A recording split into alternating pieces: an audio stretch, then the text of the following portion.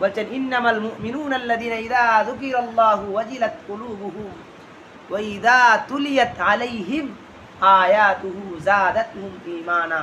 মুমিন তো সে ইযা যুকিরাল্লাহ ওয়াজিলাত কুলুবুহুম, আল্লাহর শান মাল আলোচনা করলে তার ভিতরে কম্পন সৃষ্টি হয়ে যায়। আরে আল্লাহ কত বড়, আল্লাহর হুকুম যদি না মানি আমার কত ভয়াবহ শাস্তি হবে, কি বলেন, তার ভিতরে একটা কম্পন সৃষ্টি হয় রবের কথা শুনলে।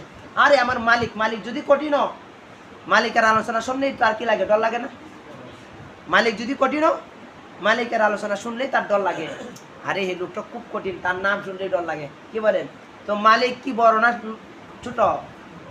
মালিক কি শক্তিশালী না দুর্বল? আমাদের মালিক শক্তিশালী, সেই মালিকের কথা শুনলেই তো বই লাগবে। মালিকের হুকুম ছাড়া আমি কিভাবে চলবো, তার ভিতরে একটা কম্পন সৃষ্টি হবে। বলেন ওয়াইদা তুলিয়াত আলাইহিম আয়াতুহু যাদাতুহুম ঈমানা,